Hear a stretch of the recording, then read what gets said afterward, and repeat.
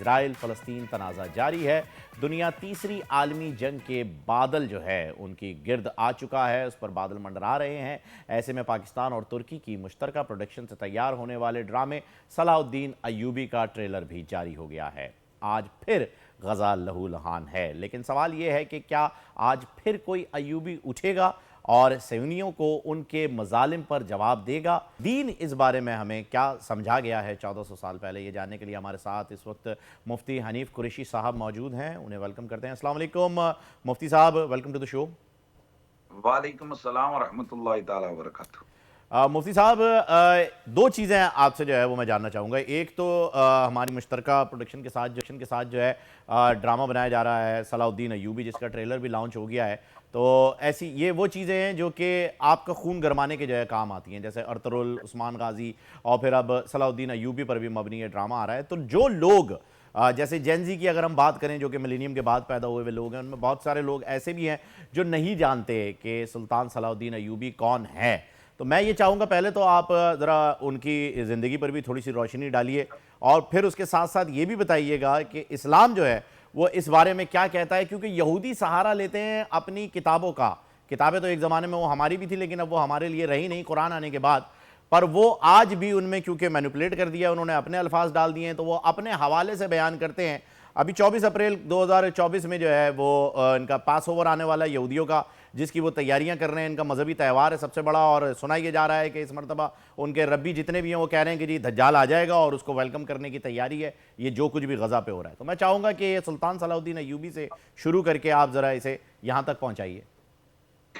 بسم اللہ الرحمن الرحیم. میں آغاز کروں گا قرآن مجید سے, اور پھر اس کی روشنی میں سلطان صلاح الدین ایوبی رحمۃ اللہ تعالیٰ علیہ کی خدمت میں پہنچوں گا.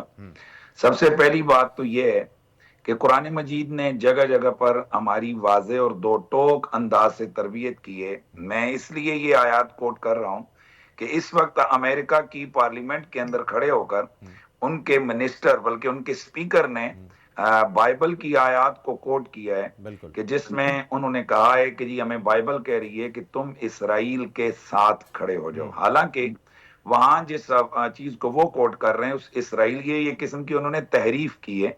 اس اسرائیل سے مراد یہ اسرائیل نہیں ہے, وہ ایک ضمناً حضرت اسرائیل یعنی حضرت یعقوب علیہ السلام کا نام ہے اسرائیل. تو وہاں اس وقت ان قوموں کو کہا جا رہا تھا کہ تم اسرائیل کے ساتھ کھڑے ہو جاؤ, یعنی ایک تذکرے کے ضمن میں آیا, جس کو وہ اٹھا کر اپنے پاس وہ انہوں نے اس جگہ پر فٹ کی ہے اس آیت کو. تو میں سمجھتا ہوں کہ دیکھیے کہ وہ لوگ ہر حوالے سے وہ تیار ہیں, اور وہ اس جنگ کو محض ایک سیاسی جنگ یا محض ایک علاقائی چپکلش نہیں کہتے. وہ اس کو ایک بقول ان کے جیسے وہ کہہ رہے ہیں کہ حماس ایک دہشت گرد تنظیم ہے, اور اس نے اسرائیل جیسے ملک پر حملہ کیا تو ہم اس کو ریٹیلیٹ کر رہے ہیں, آگے جواب دے رہے ہیں. تو اگر یہی جواب آپ نے دینا ہے تو پھر فلسطینیوں کی نسل کشی کرتے ہوئے امریکہ جیسے ملک کے پارلیمنٹ کے اندر کھڑے ہو کر بائبل کی آیتیں کوٹ کر کے یہ بتانے کا کیا مقصد ہے کہ ہمیں ہماری بائبل کہتی ہے کہ آپ اسرائیل کے ساتھ کھڑے ہو جاؤ, اور اس وقت اسرائیل کا دفاع کرنا ہماری مذہبی ذمہ داری ہے. کاش کہ دنیا کے 57 ممالک ان کی پارلیمنٹوں میں کھڑے ہو کر بھی کوئی بتانے والا بتائے کہ اگر ان کی بائبل جس میں انہوں نے کچھ چیزیں اپنی طرف سے لکھی ہیں اور کچھ واضح تحریف کر کے وہ بیان کر رہے ہیں, وہ ان کو یہ بتا رہی ہے, تو کاش ہم یہ بتا سکیں اپنی قوموں کو کہ ہمارا قرآن ہمیں کیا کہتا ہے. ہمارا جی قرآن سورہ بقرہ کے اندر بڑا واضح طور پر آیت نمبر 120 میں کہتا ہے وَلَن تَرْضَىٰ عَنْكَ الْيَهُودُ وَلَا النَّصَارَىٰ حَتَّىٰ تَتَّبِعَ مِلَّتَهُمْ. ہرگز تم سے یہود و نصارہ راضی نہیں ہوں گے جب تک تم ان کی ملت پہ نہ چلے جاؤ, جب تک تم یہودی اور عیسائی نہ ہو جاؤ. وَلَئِنِ اتَّبَعْتَ أَهْوَاءَهُمْ بَعْدَ الَّذِي جَاءَكَ مِنَ الْعِلْمِ مَا لَكَ مِنَ اللَّهِ مِن وَلِيٍّ وَلَا نَصِيرٍ. اور پھر دوسری جگہ سورہ مائدہ آیت نمبر 82 میں اللہ تعالیٰ فرماتا ہے لَتَجِدَنَّ أَشَدَّ النَّاسِ عَدَاوَةً لِلَّذِينَ آمَنُوا الْيَهُودَ وَالَّذِينَ أَشْرَكُوا, کہ مسلمانوں کے سخت ترین دشمن دو لوگ ہیں, یا وہ یہودی ہیں یا وہ مشرک ہیں. یعنی مشرک سے مراد بت پرست, جیسے جسٹ آپ کا انڈیا. تو یہ قرآن نے ہمارا بڑا واضح طور پر ہماری رہنمائی کی ہے. اور سورہ مائدہ آیت نمبر 51 یا ایھا الذین آمنوا لا تتخذوا اليہود والنصارى اولیاء بعضهم اولیاء بعض. اے مسلمانوں, हरगिज तुम यहूद व नसारा से दोस्तियां और ताल्लुकदारियां न बनाओ, ये आपस में एक दूसरे के दोस्त यार हैं। वमन यतवल्लहुम मिनकुम फइन्नहु मिनहुम, जो उनसे दोस्ती यारी की पींगे बढ़ाएगा वो उन्हीं में से होगा। इन्नल्लाह ला यहदिल कौम ज़ालिमीन, अल्लाह जालिम कौम को हिदायत नहीं देता। बेशक। तो यहाँ अल्लाह हमें वाज़ेह तौर पर जो हमारी रहनुमाई कर रहा है, सदियों से हमारी रहनुमाई की है, वो आज आपके सामने है कि यहूद व नसारा आपस में एक दूसरे के दोस्त हैं। आज यूरोप कहाँ खड़ा है, फ्रांस कहाँ खड़ा है, आज रोम के या इटली और बाकी तमाम यूरोपियन कंट्रीज कहाँ खड़ी हैं, अमेरिका कहाँ खड़ा है, वो यहूदियों के साथ खड़ा है। और इस वक्त वाज़ेह तौर पर मुसलमानों की नस्ल कशी फिलिस्तीन के अंदर हो रही है। तो अब जरूरत इस अमर की है कि हमारी पार्लियामेंटों में हमारे अवाम, तो खैर अल्लाह का फजल है, पूरी दुनिया की मुसलमान मुल्कों में अवाम वो बागैरत हैं, लेकिन हमारी हुकूमतों पर इन्हीं के अलाकार मुसल्लत हैं या उनको जकड़ दिया गया है कि जिसकी वजह से वो ये आयतें नहीं पढ़ सकते हैं और ना ही ये पढ़कर सुना सकते हैं। अगर मैं आपको अर्ज करना चाहता हूं कि इसके लिए कौमों की तामीर जरूरी होती है, जहनी तौर पर तरबियत जरूरी होती है। इसराइल के अंदर आज जो कुछ हो रहा है, आज उनके फौजी जो है ना वो अपनी उनकी जो तौरात है उस पर उसको चूम कर वो मैदान जंग में जा रहे हैं। लेकिन इन चल्लों को, पागलों को पता नहीं है कि जिनको आगे जिनसे वो टकरने जा रहे हैं वो इस्लाम के बेटे हैं, वो तौहीद के बेटे हैं, वो तौहीद परस्त हैं। और ये वो लोग हैं कि कुरान जिनके बारे में बताता है कि ये अपनी मौत से जिंदगी से ज्यादा प्यार करने वाले लोग हैं। क्यों? कि इनको मालूम है कि हमारी दायमी जिंदगी हमारी शहादत के अंदर है। तो बहरहाल जिस हस्ती का आपने नाम लिया, हजरत सुल्तान सलाहुद्दीन अय्यूबी रहमतुल्लाह ताला अलैह, ये वो शख्सियत थी कि जिसने इन तमाम ताकतों की पॉलिसियों को, इनके मंसूबों को समझा। और जिस वक्त पहले किबला अव्वल के ऊपर कब्जा किया गया था तो उसको छुड़ाने के लिए सुल्तान सलाहुद्दीन अय्यूबी ने जो मेहनत की है, तो आज बहुत कम लोग हैं कि जिन्हें पता है कि सुल्तान सलाहुद्दीन अय्यूबी, ये मत कोई समझे कि जी सुल्तान सलाहुद्दीन अय्यूबी के पास बहुत बड़ी फौज थी तो जाकर वो टकरा गया। अरे भाई पूरा यूरोप उसके अगेंस्ट आया। मुख्तलिफ जंगों को, अगर जंगे हित्तीन वगैरह की आप तारीख को पढ़ें, मुख्तलिफ जंगों को आप देखें, तो बाज औकात सुल्तान सलाहुद्दीन अय्यूबी के मुकाबले में 3 लाख की फौज है। मसलन जिस जंग में रिचर्ड शेरदिल को उसने शिकस्त दी है, तो बताइए उस वक्त 7 रियासतों की फौजें उसके मुकाबले में खड़ी हैं। क्रूसेड था ना उस वक्त, सलीबी जंग शुरू कर दी थी उन लोगों ने। जी मैं यही अर्ज कर रहा हूं कि इस तरफ अकेला सलाहुद्दीन अय्यूबी खड़ा है, तो वो सब इकट्ठे हुए थे सलीब के नाम पर। और सुल्तान सलाहुद्दीन अय्यूबी उसने इस्लाम की आवाज उठाई थी। तो वो जो सलीबी जंगें वो शुरू थी, मैं समझता हूं खुदा की कसम ये भी सलीबी जंग हो रही है। वो अलग बात है कि इस तरफ से हमारे पास एटम बम भी हैं, स्कड मिसाइल भी हैं, हमारे पास नसर भी है, हमारे पास होरी भी है, हमारे पास शाहीन भी है, हमारे पास सब कुछ मौजूद है।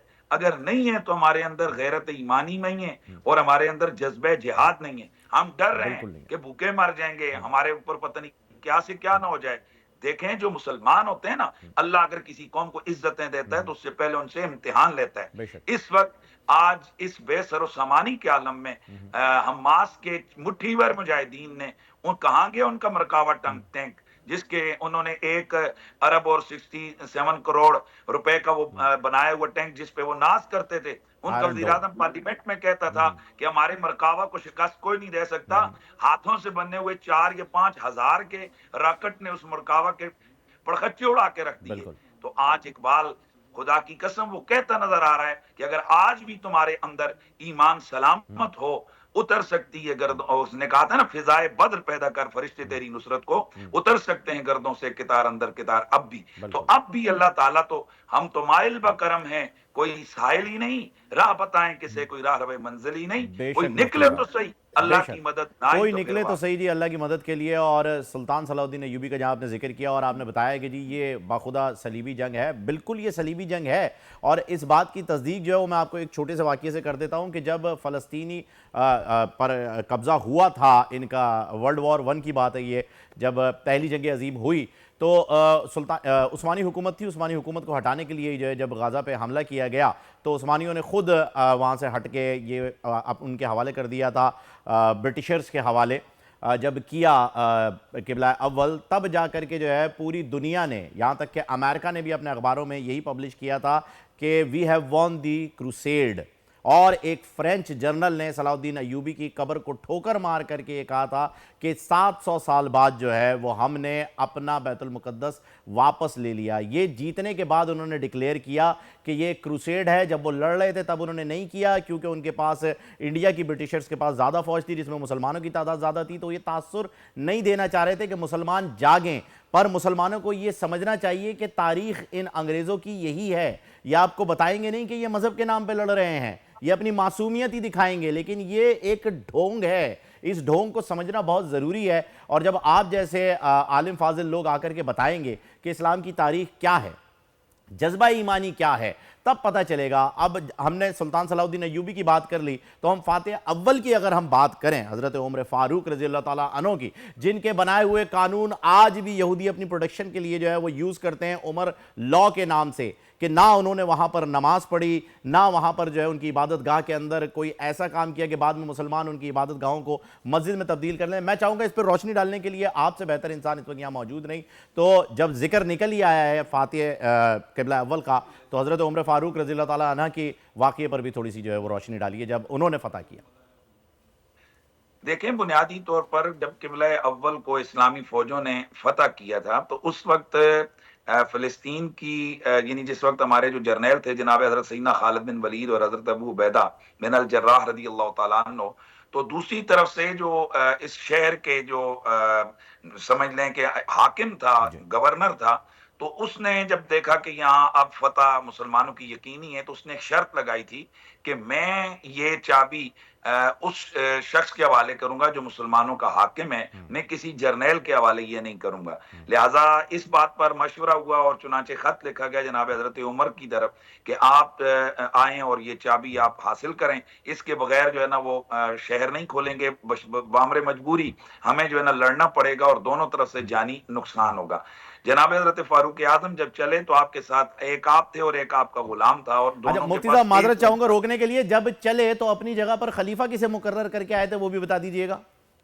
جی, اپنی جگہ ڈسپلن کو درست رکھنے کے لیے حضرت مولا علی پاک کرم اللہ تعالیٰ وجہ الکریم کی ڈیوٹی لگا کر وہ آئے تھے.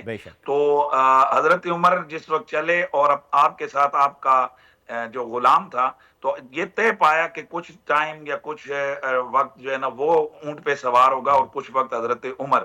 تو چلتے چلتے جب آپ بیت المقدس کے قریب پہنچے تو اس وقت پیدل چلنے کی باری حضرت عمر کی تھی اور اونٹ پر سوار ہونے کی باری ان کے غلام کی تھی. وہ نیچے اترنا چاہتا تھا, حضرت عمر نے فرمایا نہیں, اب تو نے جو نا اینڈ تک اب تو نہیں جانا ہے. اتنی دیر میں سامنے سے فوجیں اپنے جو سپاہی تھے وہ بھی آ گئے, اور اس شہر کے جو لوگ تھے انہیں جب پتا چلا کہ خلیفۃ المسلمین آئے تو ان کا حاکم بھی سامنے آیا. تو اس نے جس وقت دیکھا کہ حضرت عمر فاروق رضی اللہ تعالیٰ عنہ پیدل ہیں اور اونٹ پر ان کا غلام سوار ہے, تو اس نے فوراً بڑھ کے چابی پیش کی. اس نے کہا کہ ہماری کتب کے اندر جس فاتح کی نشانیاں لکھی تھیں اس میں یہی تھا کہ وہ خود پیدل ہوگا اور اس کا غلام اونٹ پر سوار ہوگا. جو قوم عدل و انصاف میں اپنے غلاموں کے ساتھ اتنا اچھا سلوک کرتی ہے تو وہ قوم اس بات کی حقدار ہے کہ وہ قبلہ اول کی چابیاں سنبھالے. حضرت سیدنا فاروق اعظم رضی اللہ تعالی عنہ, آپ جس وقت اندر تشریف لے گئے تو آپ نے نبی علیہ الصلوۃ والتسلیم کی ہدایات پر عمل کیا, اور آپ نے وہاں کسی بھی یہودی اور عیسائی عبادت گاہ کو نہ گرایا, اور بلکہ یہ تو ہمارے نبی کا حکم ہے کہ جب آپ کسی شہر کو فتح کریں تو وہاں نہ بچوں کو چھیڑیں گے, نہ بوڑھوں کو, نہ بیماروں کو, نہ عورتوں کو, نہ وہاں کے پھلدار درختوں کو کاٹیں گے, نہ فصلوں کو اجاڑیں گے, نہ پانی کے ذخیروں کو تباہ کریں گے, اور نہ ہی ان لوگوں سے لڑیں گے کہ جو آپ کے مقابلے میں نہیں آ رہے ہیں. البتہ جو آپ کی جنگ میں آپ کے مقابلے آ رہے ہیں, چاہے وہ جس بھی کیٹیگری کے ہیں, پھر آپ ان کے ساتھ لڑیں گے. اور پھر اگلی بات یہ کہ اللہ کے نبی نے واضح طور پر فرمایا کہ وہ لوگ تمہیں ملیں گے کہ جو اپنی عبادت گاہوں میں, کلیسوں میں, اپنے چرچوں میں اللہ کی عبادتوں میں مصروف ہوں گے, تو ان کو بھی آپ نے کچھ نہیں کہنا. پھر اللہ کے نبی نے بڑا واضح فرمایا کہ تم نے سوا میں, یعنی یہ جو ان کے عبادت گاہیں ہیں ان کی یہود و نصارہ کی, ان کو بھی آپ نے نہیں چھیڑنا. تو حضرت سیدنا فاروق اعظم جس وقت آپ بیت المقدس میں داخل ہوئے تو آپ نے اپنی نبوی تعلیمات پر عمل کیا, اور آپ کے اس حسن سلوک کو اور آپ کے کردار کو دیکھ کر تاریخ میں موجود ہے کہ صرف کردار کو دیکھ کر ایک دن میں ہزاروں غیر مسلم اسلام سبحان اللہ جی, سبحان اللہ. مفتی صاحب صرف کردار سے جو ہے وہ متاثر ہو کر کے, کیونکہ آپ کا عمل آپ کے الفاظ سے زیادہ ویلیو رکھتا ہے. یہی ہمیں ہمارا دین بھی سکھاتا ہے کہ عملی جو ہے وہ آپ کو مسلمان ظاہر ہونا چاہیے. آپ کے عمل جو ہیں اس سے پتہ چلنا چاہیے کہ آپ کس دین کو ریپرزینٹ کر رہے ہیں. بہت بہت شکریہ مفتی حنیف قریشی صاحب آپ کا. آپ ہمیشہ ہماری رہنمائی فرماتے ہیں جب بھی کوئی دین ہمیں درکار ہوتا ہے. تو بہت شکریہ آپ ہمارے ساتھ تھے. اور ناظرین بہت ہی درست فرمایا مفتی صاحب نے کہ ایک ہو مسلم حرم کی پاسبانی کے لیے نیل کے ساحل سے لے کے تاب خاک کے کاشگر. سبسکرائب کریں اور بیل دبائیں تاکہ کوئی خبر رہ نہ جائے.